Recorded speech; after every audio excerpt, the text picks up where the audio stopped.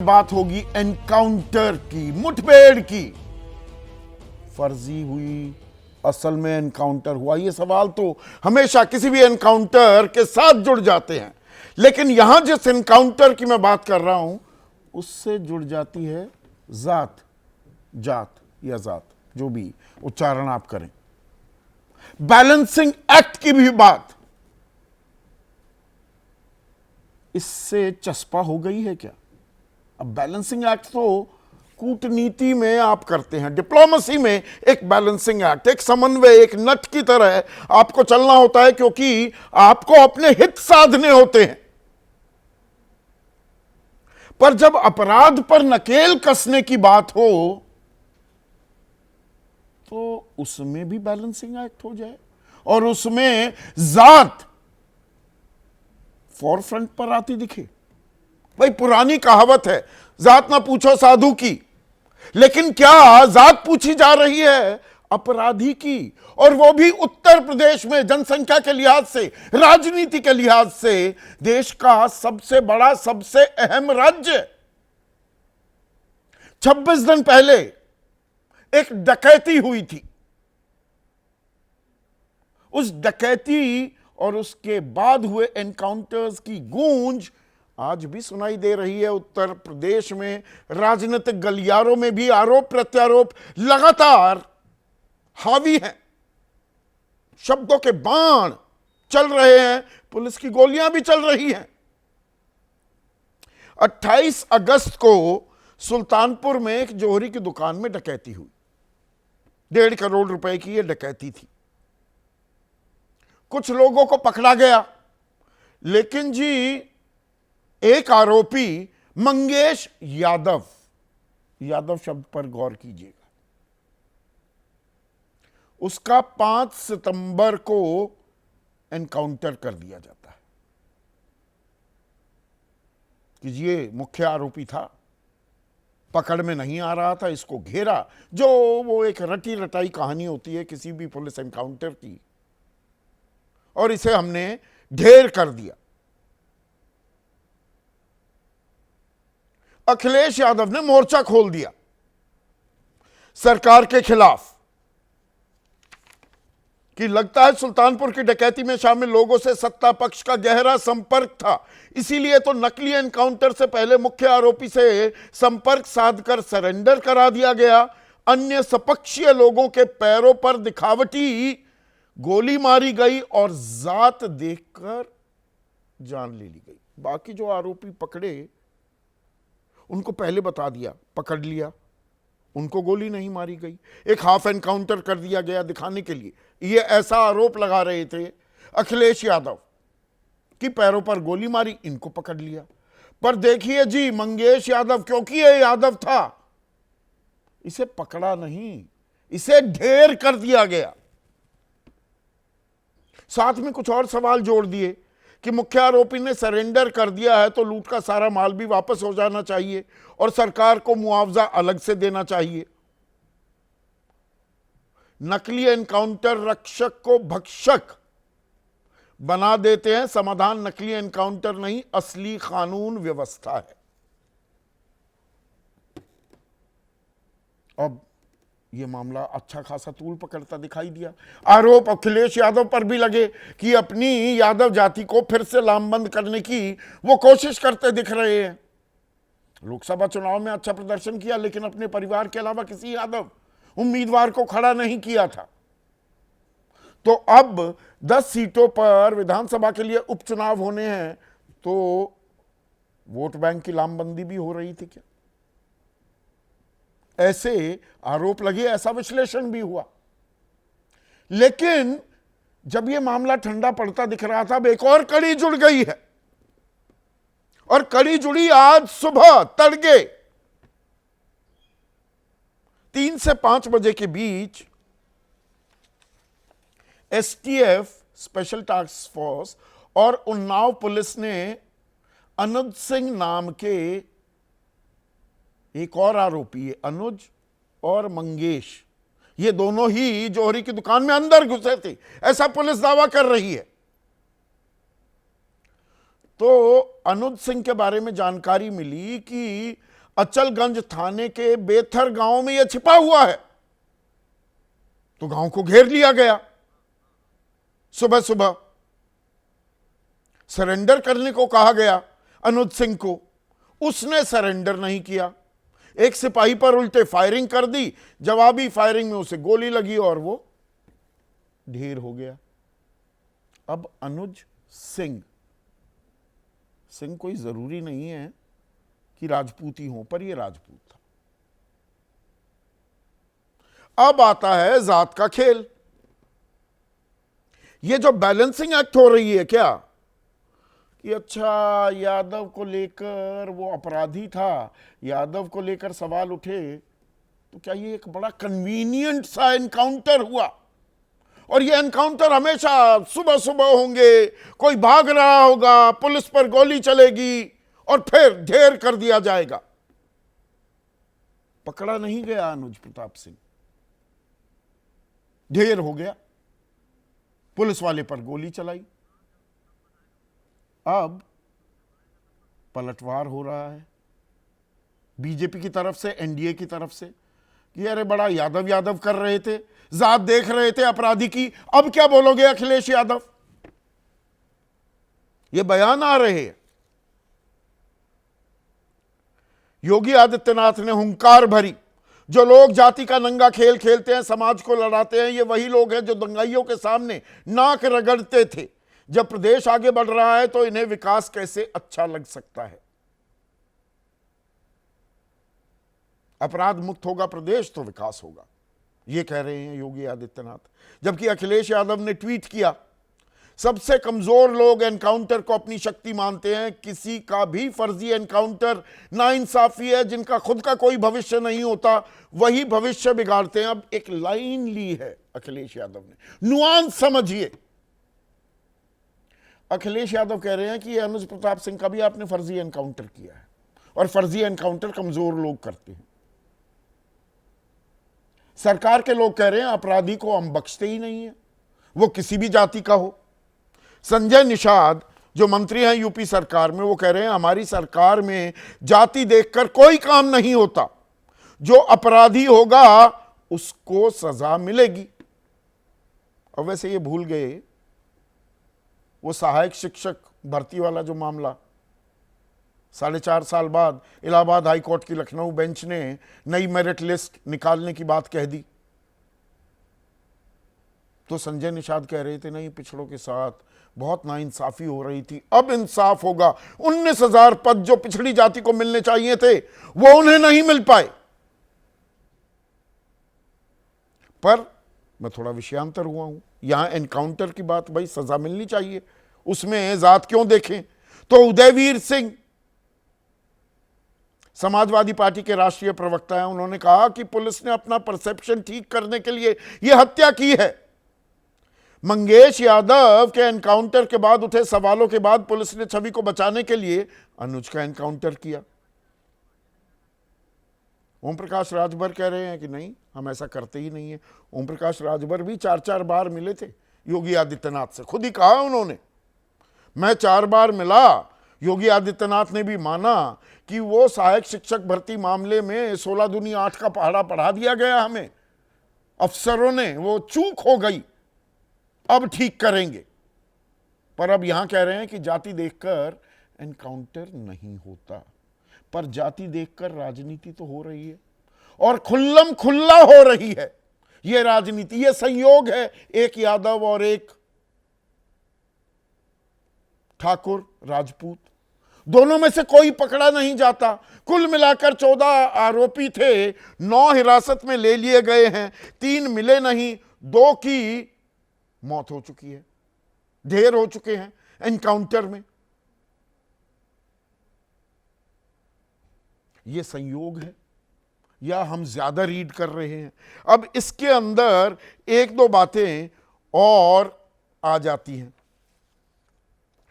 जब एनकाउंटर की बात हो रही है तो नजर तो डालनी चाहिए कितने एनकाउंटर हुए हैं योगी राज में। तो योगी राज में कुल मिलाकर 12,964 एनकाउंटर हुए हैं। छोटा मोटा आंकड़ा नहीं है ये, औसतन 13 दिन में एक एनकाउंटर हो जाता है।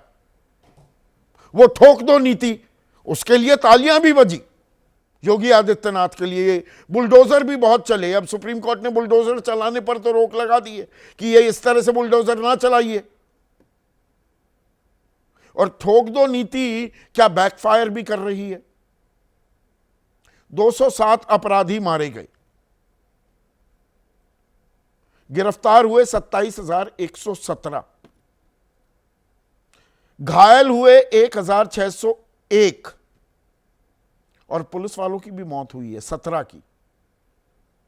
अब एनकाउंटर में जाति थोड़ी तलाशी जाए, खंगाली जाए, जो हमने आज खंगाली, तो 207 में से 67 तो मुसलमान थे।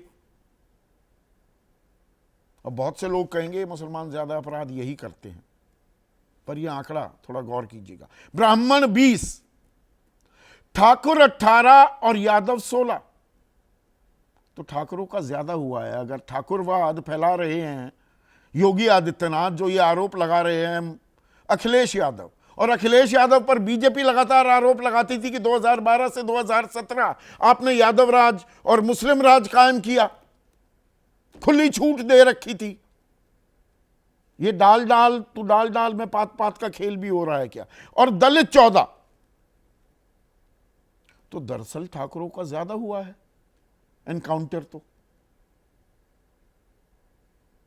पर अब इसमें साल दर साल की राजनीति की भी व्याख्या और विश्लेषण करने की क्या जरूरत पड़ जाती है, या अपराध मुक्त एक अगर खौफ पैदा करना है अपराधियों के बीच, तो ये जाति का जो खेल है इससे क्या हमें दूर रहने की भी जरूरत है। इसी पर आज मैं चर्चा करने वाला हूं।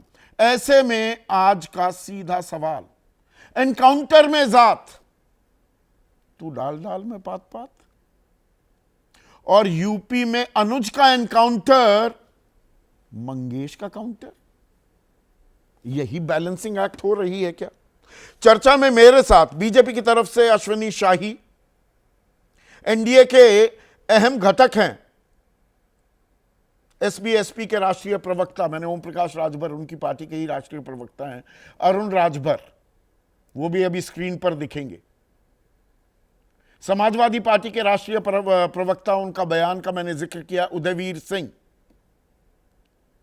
कांग्रेस के राष्ट्रीय प्रवक्ता Pankaj Srivastava, and one of the finest police officers we've had in the country, और उत्तर प्रदेश के डीजीपी रह चुके हैं विक्रम सिंह, इस चर्चा में जुड़ चुके हैं। तो उदयवीर,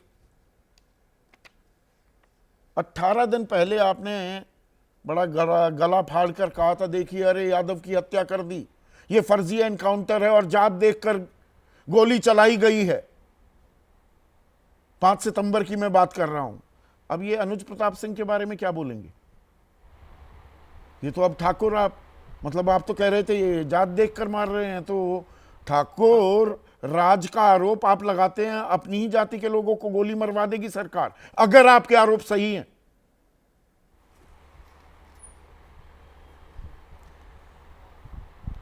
जो आज का इनकाउंटर हुआ है उस पे जो पुलिस से लेके और उसके परिजनों का बयान आया है, उससे स्पष्ट है। क्या कहा, हमारी लीडरशिप पे आरोप लगाया कि अब तो आप खुश हो गए, तो सबने माना कि ये बैलेंस बनाने के लिए हुआ। ये जो आपने आंकड़ा दिया है, मैं इसका भी जवाब शामिल कर लूँगा। ये आंकड़ा यहाँ लागू नहीं होता, क्योंकि जात देख के इनकाउंटर करने की बात 2024 के चुनाव हार के बाद से शुरू हुई है, और ऐसे ही शुरू नहीं हुई है। शुरू तब हुई जब मुख्यमंत्री जी ने हाथरस की घटना में, घटना होते ही बाबा का नाम माननीय अखिलेश यादव जी के साथ जोड़ के कह दिया कि फोटो उनके साथ है, सब जानते हैं, और बाद में प्रशासन पर दबाव बनाते रहे कि यादव ढूंढो। गोमती नगर की घटना में 16 आरोपी थे, मुख्यमंत्री ने केवल 2 का सदन में नाम लिया, और एक यादव और एक मुसलमान, और कहा कि ये सद्भावना एक्सप्रेस चलाते हैं, अब इन पे बुलेट ट्रेन चलेगी। कोई मुख्यमंत्री सदन के अंदर किसी घटना की पहले से घोषणा कैसे कर सकता है। इनकाउंटर एक घटना होती है, इमरजेंसी सिचुएशन है, पुलिस जाती है, अरेस्ट करती है, कोई चैलेंज करता है तो फायर होता है, तो मुख्यमंत्री पहले सदन में कैसे घोषणा कर देगा? और घटना होते ही उसका नाम सीधा समाजवादी पार्टी और हमारे नेताओं से जोड़ने की कोशिश करना। उसके बाद फैजाबाद की घटना हुई, आज कोर्ट ने कहा कि इसका डीएनए टेस्ट तलब की है हाई कोर्ट ने। अरे 2 महीने तक डीएनए टेस्ट क्यों नहीं आ रही, बाकी रिपोर्ट क्यों नहीं आ रही, बाकी जगह आ जा रही है। फैजाबाद, मिल्कीपुर, यहाँ पे जो उम्मीदवार चुनाव लड़ने वाले हैं उन पे मुकदमे लिखे जा रहे हैं कि एक प्रत्याशी अवधेश प्रसाद सांसद जो हुए, उनका लड़का 1 लाख रुपए की रंगदारी मांग रहा है। तो ये पूरा जो 24 की हार के बाद से शुरुआत की गई कि हर जगह यादव मुस्लिम को टारगेट करना है। और ये जो सिर्फ इनकाउंटर का विषय नहीं है, उत्तर प्रदेश में समाजवादी पार्टी अकेली ने सवाल नहीं उठाया। उत्तर प्रदेश के सोशल मीडिया भरा हुआ है जिस पर लिस्ट चल रही है कि किस तरह मुख्यमंत्री अपने सजाती लोगों को उपकृत कर रहे हैं, किस तरह सारे नियमों की अनदेखी कर रहे हैं। वो लिस्ट पूरी प्रसारित है। सरकार ने पत्रकारों पर मुकदमा कराया है। वाइस चांसलर्स की लिस्ट चल रही है, जो डिग्री कॉलेजेस के अंदर प्रोफेसर भर्ती की गई उसकी लिस्ट चल रही है। और जिस तरह आरक्षण के सवाल पे जो लोग कोर्ट में लड़ रहे थे, 69,000 शिक्षक भर्ती वाले, उनको लगातार 1.5 महीने तक इंतजार करके सुप्रीम कोर्ट गई सरकार, जबकि हाई कोर्ट ने कह दिया कि इसमें आरक्षण की अनदेखी की गई है। तो ये सारे मुद्दे आप बहुत ही कन्वीनियंस सरकार पे थे। आप अपने हिसाब से, अपने चश्मे से सारे आंकड़े देख रहे हैं।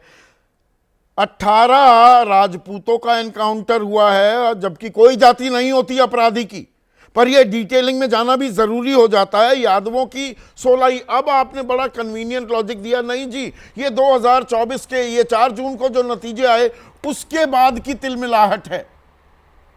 अपराधी है, उसमें जात क्यों तलाशी जा रही है? ये सिलसिला तो शुरू आपने किया ना, इसलिए नहीं, हमने सिलसिला शुरू नहीं किया। आपने इसका मतलब मेरा जवाब नहीं सुना। मुख्यमंत्री ने अपराधियों की जात घोषित करना शुरू की और उनको विपक्ष से जोड़ना शुरू किया। जब आप 7.5 साल से मुख्यमंत्री हैं, लगातार आप प्रचार कर रहे हैं कि अपराधी उत्तर प्रदेश छोड़ चुके हैं, अपराधी उत्तर प्रदेश छोड़ चुके हैं। विपक्ष के पास कौन सी ऐसी ताकत है कि वो अपराधियों को अपराध करने की छूट दे देगा? इस 17 का मैं मुख्यमंत्री योगी आदित्यनाथ बनने के बाद बड़े पैमाने पर उत्तर प्रदेश में डकैतियां शुरू हुई हैं।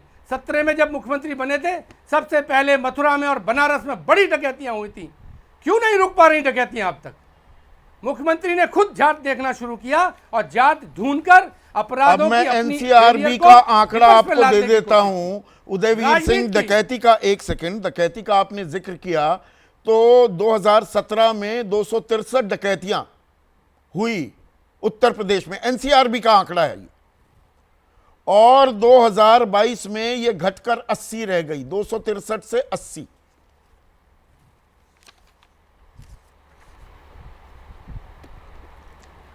मैं ये बात नहीं कह रहा, मैं इस विशेष तौर पे बैंक लूट, सर्राफा की लूट की बात कर रहा हूं, जो बड़े पैमाने पे हुई हैं। लूट तो छोटी से बड़ी बहुत सारी लूट की बात कर रहे होंगे आप, लेकिन जो बड़ी बड़ी घटनाएं जिनका मैंने जिक्र किया, क्यों हो रही हैं?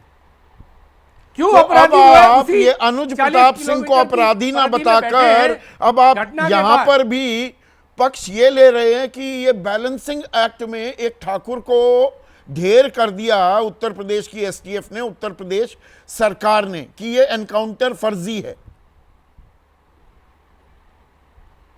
आपने अपनी पड़ताल कर ली और नतीजे पर भी पहुंच गए। हमने निर्दोष नहीं बताया।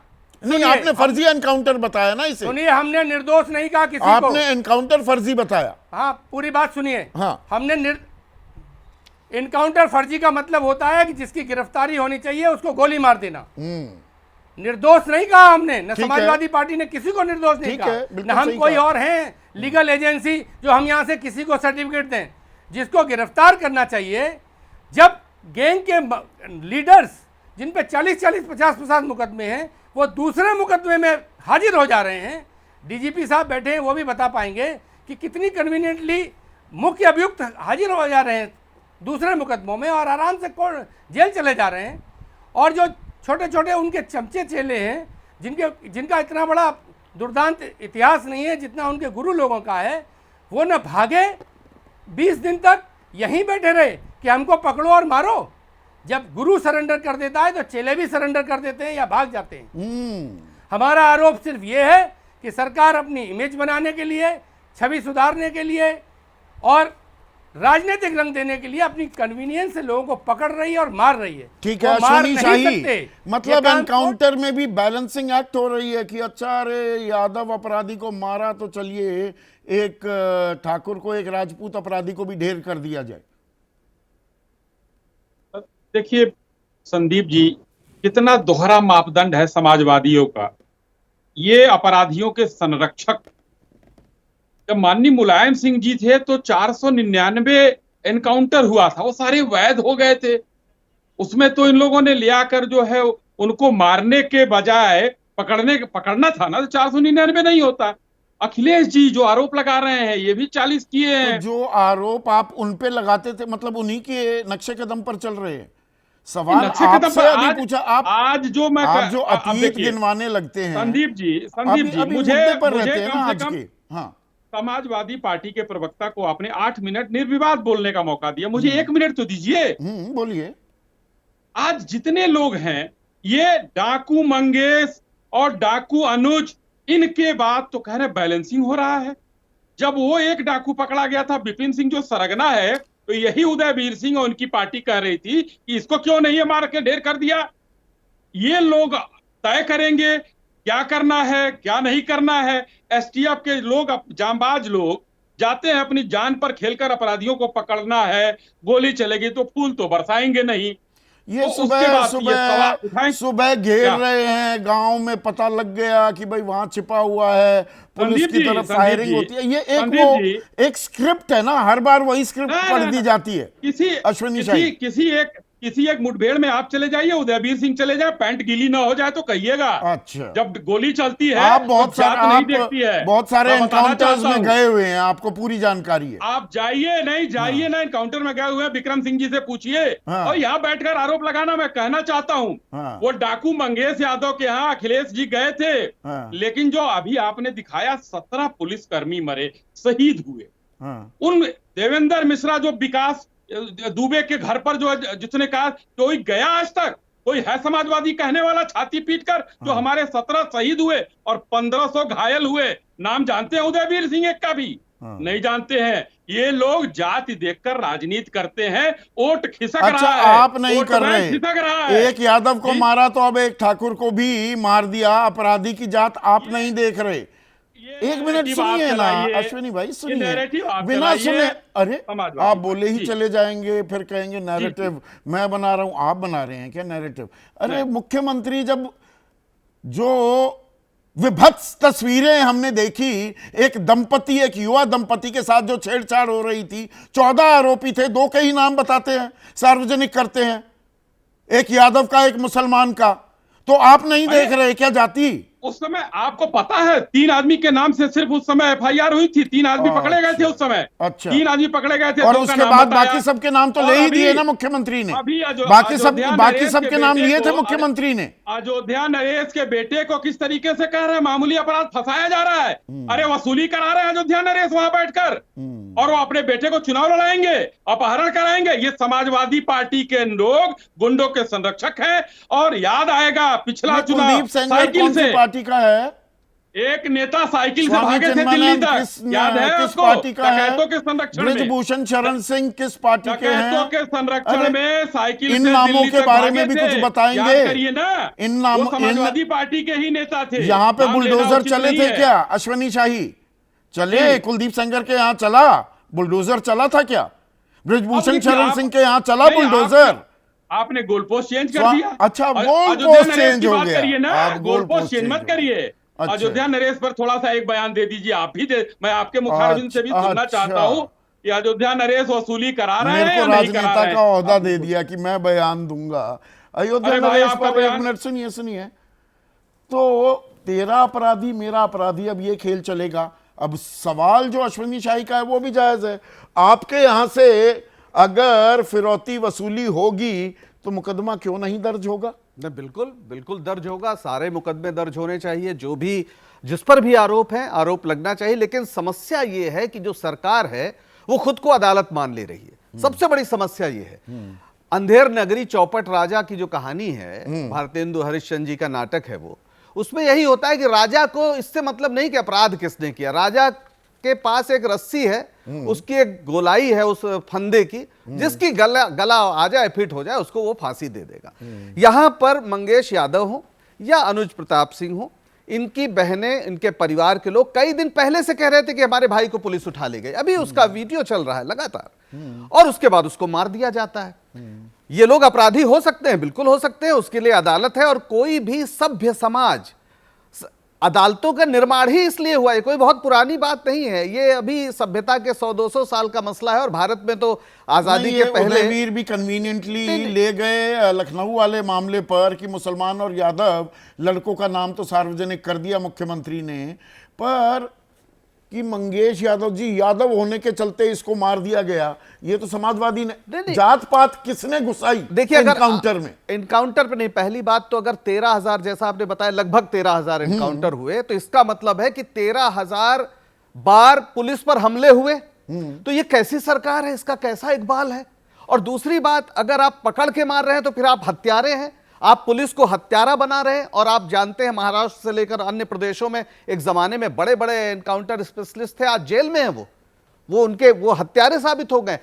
मुख्यमंत्री जी पर खुद 302 का मुकदमा था, पर अगर आप देखेंगे 302 का मुकदमा था और उन्होंने खुद ही वापस ले लिया था। तो अपराध बहुत मामलों में, मर्डर के जो केसेस दर्ज हुए 2017 में 4,324, 2022 में रह गए 3,491, 1,000 के करीब की गिरावट। एसिड अटैक 56 हुए 2017 में, 2022 में ये सिर्फ 2 रह गए। किडनैपिंग 19,500, 20,000, वो 16,000 रह गई। संदीप जी, कल ही सरकार की रिपोर्ट आई है कि जो दलितों पर अत्याचार के मामले हैं, उत्तर प्रदेश नंबर 1 है। हाँ है। अपहरण के मामले में नंबर 1 है। और आप इनकी बात कर रहे हैं, इसी नोएडा में 2 सितंबर को मेरा आईफोन छीन लिया गया, यहीं पर ठग ठग गैंग। मैं रात दिन परेशान रहा, मेरी FIR आज तक दर्ज नहीं की गई, एक कागज पे बड़ी मुश्किल से लिख के मुझे दे दिया गया। तो ये नंबर मत बताइए, असलियत क्या है ये भी जान लीजिए।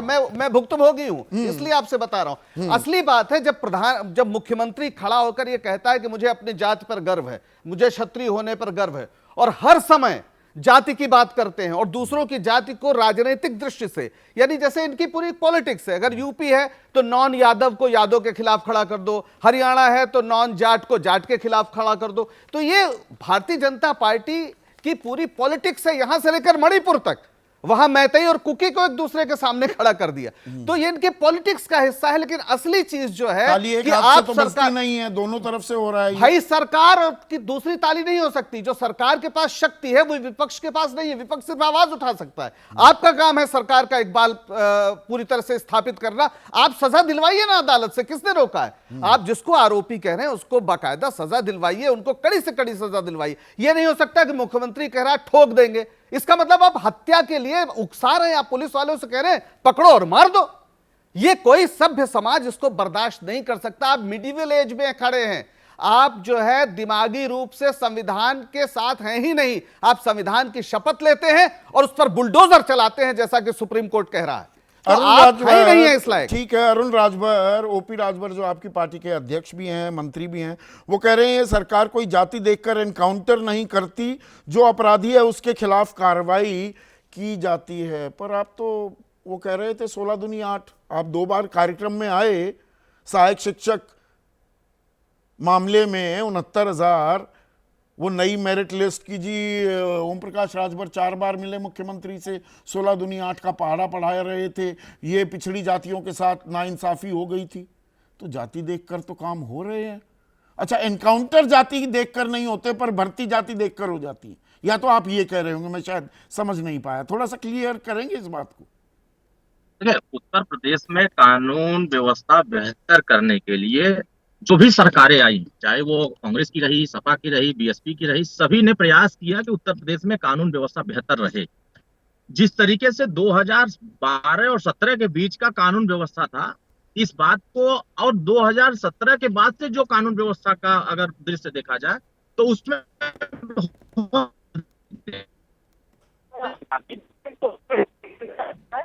मुसलमान भी आ रहा है, 67 आपने अपने आंकड़े में दिखाया कि 67 मुसलमान मारे गए, जिसमें ठाकुर मारे गए, ब्राह्मण मारे गए, यादव मारे गए, राजभर मारे गए, चौहान मारे गए, पाल प्रजापति मारे गए, अन्य पिछड़े वर्ग के लोग मारे गए।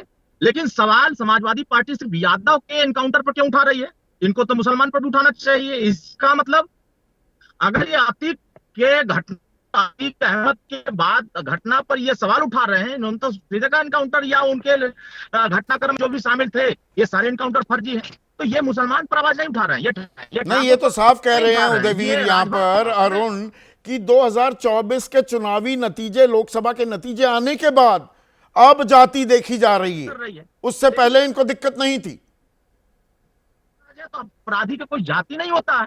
अब आप जाति के आधार पर अगर इस बात को देखते हैं तो अपनी सरकार और वर्तमान की सरकार को तुलना करेंगे तो इसी उत्तर प्रदेश में मथुरा में जिस तरह का जवाहर बाग कांड हुआ था उसमें पुलिस मारा गया था, सीओ मारे गए थे। उसी उत्तर प्रदेश में मुजफ्फरनगर का दंगा हुआ था, उसमें कितने लोग मारे गए थे। लेकिन दंगा करने वाले दंगाइयों को बचाने का शरण कौन दे रहा था? अगर दंगाइयों का चरण वंदना कराने के लिए आप उनको निर्दोष छोड़ रहे हैं तो इसी उत्तर प्रदेश तो जो आरोप समाजवादी पार्टी पर लगा रहे हैं वही आप पर भी लग रहे हैं, मतलब आप भी उसी नक्शे कदम पर, उसी राह पर चल रहे हैं। करके उसको बचाने का प्रयास कर रहा है। लेकिन वर्तमान में अगर कार्रवाई हो रही है तो जाति देखकर कार्रवाई नहीं हो रही है, जाति धर्म देख करके ऐसे नहीं कि भाई आप फलाने जाति को आपके ऊपर एनकाउंटर नहीं होना चाहिए, आपके ऊपर कार्रवाई नहीं होनी चाहिए। हाँ, पहले के सरकार में मुकदमे दर्ज नहीं होते थे, वर्तमान की सरकार में मुकदमे ज्यादा दर्ज हो रहे हैं। ज्यादा मुकदमा दर्ज होने की वजह से पंकज कह रहे हैं नहीं मुकदमा दर्ज हुआ है, यहाँ पर खुलेआम चोरी हो गई। आंकड़े सजाने के लिए, दुरुस्त करने के लिए केस ही दर्ज ना हो। ठीक बात है, अगर इस बात से कर रहे हैं तो मुझे ऐसा पुराने भी आंकड़ों को खंगालना चाहिए कि पुराने आंकड़े कर रहे थे। पुराने आंकड़ों ने भी तो वही बातें कहा कि पुराने आंकड़ों में कार्रवाइयां कम होती थी। चलिए, आंकड़े बहुत कुछ बताते भी हैं, छिपाते भी हैं। और यहां पर विक्रम सिंह, अब जो ये एनकाउंटर की बात आ रही है, ये अनुज प्रताप सिंह का जो एनकाउंटर हुआ है, ये संयोग है कि भाई ये अब राजपूत निकल गया, मंगेश यादव था, या कोई बैलेंसिंग एक्ट भी हो रही है? ये संदीप जी, सभी विद्वान पैनलिस्ट को मेरा नमस्कार। इतने ज्यादा आयाम आ चुके हैं, मेरे लिए तो ये बिल्कुल ट्यूटोरियल था ये आपका शो, इसलिए सभी को प्रणाम। एनकाउंटर किए नहीं जाते हैं, हो जाते हैं। और धारा 34 से लेकर धारा 44 भारतीय न्याय संहिता पुराने आईपीसी, धारा 96 से लेकर धारा 104 आईपीसी, आत्मरक्षा में गोली चलाते, उसमें चाहे एक भी अपराध ना हो, चाहे 40 अपराध हो, चाहे वो संगमरमर के मकान में रहता हो, चाहे झोपड़पट्टी में रहता हो। जो जितने तर्क आए हैं मैं सिलसिलेवार बता रहा हूं आपको। ये कहां लिखा है झोपड़पट्टी वाले को इम्यूनिटी है? ये कहां लिखा है संगमरमर के मकान में रहेगा पहले उसको मारा जाएगा? मारा नहीं जाता। जो दावतनामा देता है, पुलिस को चैलेंज करता है, पुलिस पे आत्मसमर्पण को जवाब वो गोली से देता है, तो गोली के आदान प्रदान में बदमाश मारा जाता, पुलिसकर्मी भी शहीद हुए हैं। अब सवाल ये उठता कौन कहा जाता है, ये हमारे राजनीतिक मित्रों का स्वविवेक है, वो जाने।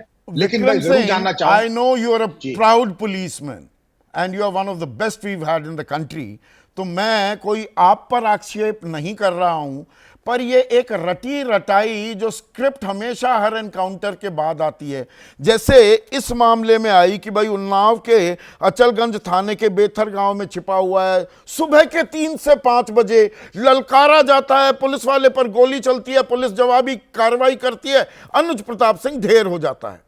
ऐसे ही मंगेश यादव, उसके माँ बाप, उसके भाई बहन बताते रह गए कि अरे वो तो घर में बैठा था, उठाकर ले गए, उसके बाद गोली मारी है। ये हर बार वही स्क्रिप्ट और घर वालों के वही बयान क्यों आते हैं? इससे शक तो पैदा होगा ना।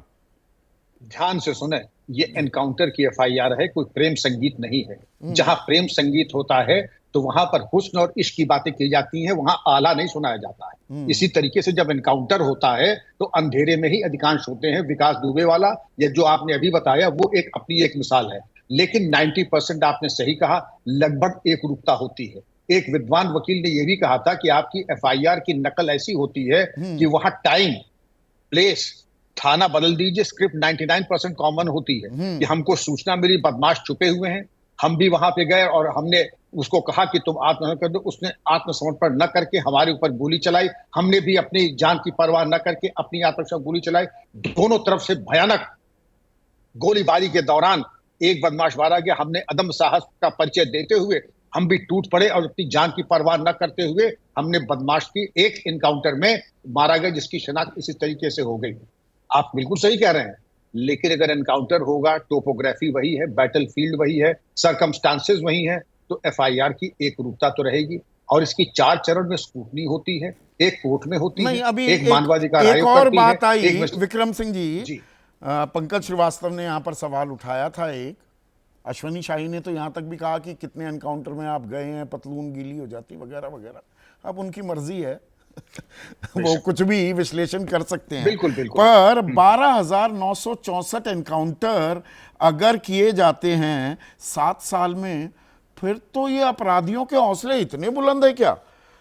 यूपी पुलिस से कोई डरता नहीं, एसटीएफ से कोई डरता नहीं, एनकाउंटर की ही नौबत आ जाती। 13,000 एनकाउंटर, हर 13 दिन में एक एनकाउंटर, कोई छोटा मोटा आंकड़ा नहीं है। आंकड़ा नहीं है। संदीप जी, मैं आपके सामने एक विचार रखता हूं। 2 तरह के जनरल होते हैं। एक होता है बाथरूम जनरल, जो बाथरूम में गिर करके उसकी कमर टूट जाती है, वो भी अस्पताल में होता है। एक होता है बैटलफील्ड जनरल, जिसको गोली लगी होती है, वो गोली निकलवाने सज्जन जाता है। दोनों जनरल, दोनों घायल, एक बाथरूम जनरल, एक बैटलफील्ड जनरल। बाथरूम जनरल वो है कि बदमाशों की सूचना आ जाए तो पहले पूजा पाठ कर दो, गाड़ी में हवा भरवाना शुरू कर दो, और उसके बाद बंदूक में तेल पानी लगाने लगो और पूछो भाई बदमाश कहाँ है? तो सब बदमाश तो निकल गए, क्योंकि वो हम इंतजाम ही कर रहे थे कि बदमाश भाग जाए। एक होता है भूखे शेर की तरह टूट पड़ो, जहां मौका मिले गाड़ी में AK-47 500 राउंड तैयार, छूटते ही हम चप्पल पहन के चले जाएंगे, लेकिन 2-2 हाथ होके रहेगा। इसको कहते हैं प्रोएक्टिव। जब आप प्रोएक्टिव होंगे तो मुठभेड़ें होंगी। ये अच्छा फिर वो किया ज्यादा आपने चप्पल शब्द का इस्तेमाल किया। एक तो जी, क्योंकि पुलिस मैं अधिकारी हैं, चप्पल में ही एनकाउंटर करते घूम रहे हैं, उस पर भी बहुत सवाल है। बिल्कुल सवाल है। और ददुआ ठोकिया में हम लोग बैरागी और योगी के भेष में जाते थे, भिकमंगे के भेष में भी जाते थे, क्योंकि मरना थोड़ी था। इसको कहते हैं कैमोफ्लाजिंग। हम अब विद्वान दोस्तों से पूछेंगे, कंसीलमेंट कैमोफ्लाजिंग की एक किताब है मेजर जनरल बराड़ की, उसको जरा पढ़ लें तो और क्लियर हो जाएगा हम चप्पल क्यों पहनते हैं और क्यों नहीं पहनते हैं, बैरागी का वेश क्यों बनाते हैं, चना जोर गरम वाले बन के क्यों हम पीछे पड़ जाते हैं, और कमर में खोस करके हम 38 बोर पिस्तौल क्यों लेके जाते हैं। ये तमाम चीजें हैं। लेकिन मैं विद्वान मित्रों को बहुत प्रणाम करते पूछूंगा, कैमोफ्लाजिंग की जब तक हमें स्पेलिंग ना आ जाए तब तक इस पे हम प्रकाश न डालें तो ज्यादा अच्छा रहेगा।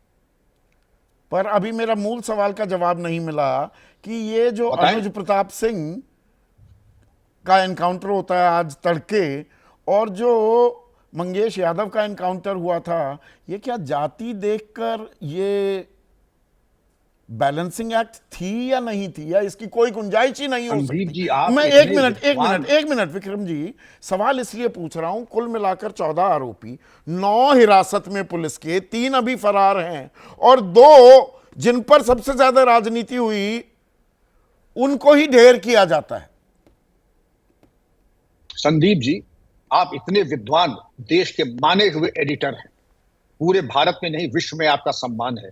ये इतना सहज सवाल नहीं है कि मैं हलवाई की दुकान पे गया और बालूशाही की जगह मैंने रसगुल्ला खा लिया ना। एक ही कदम उठा था गलत राह शौक पर, जिंदगी तमाम उम्र मुझको ढूंढती है। एक त्रुटि हुई तो फांसी की सजा है। इतना आसान नहीं है कि चूंकि बैलेंसिंग एक्ट है, आपके लिए हमारे लिए तो बड़ा आसान है कि आज स्टूडियो में बैठ करके इसके ऊपर चिंतन मंथन मनन कर सकते हैं, लेकिन जब गोली चलती है तो ये जरूर है कि अगर जरा सी त्रुटि हुई तो पुलिस वाले के लिए कैरियर तो जाएगा ही जाएगा, पुलिसकर्मी जेल भी जाएगा, नौकरी भी जाएगी, और बर्खास्त भी होगा, और आजीवन कारावास और फांसी भी हो सकती है। इसलिए इसको इतने हल्के में हम लोग न ले। हम लोग चूंकि अपने उदयवीर हल्के में ले रहे हैं, आप हल्की राजनीति करके एनकाउंटर को हल्का बनाने की कोशिश कर रहे हैं क्या? छोटा सा कमेंट चाहूंगा 30 सेकंड में।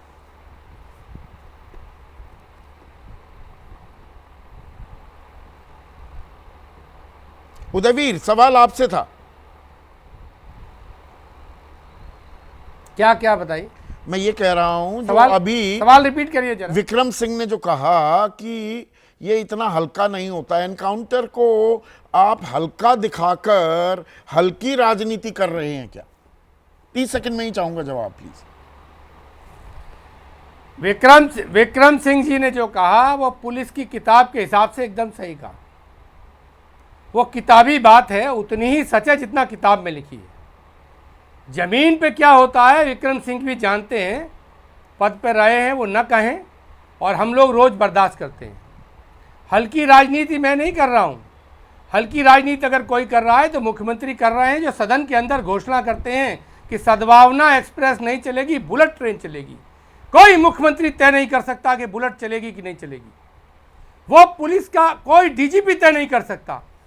अगर कोई किताबी बात है तो किताबी बात यह है कि मौके पर खड़ा पुलिस वाला ही तय करेगा।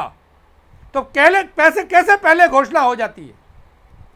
कैसे पहले घोषणा हो जाती है? कैसे परिवार के लोग बताते हैं कि घर से उठा के ले गए हैं, ले गए हैं, ले गए? और क्यों पुलिस वाले जेल जाते हैं? क्या पुलिस वाले जेल नहीं गए? क्या मुकदमे नहीं लिखे गए? क्या थानों में लूट नहीं हुई? क्या पुलिस ने पुलिस के खिलाफ मुकदमा नहीं लिखा? क्या यहां का आईपीएस फरार रहा महीनों सालों? हत्या करने के बाद पुलिस वर्दी में एसपी की पोस्टिंग में रहते हुए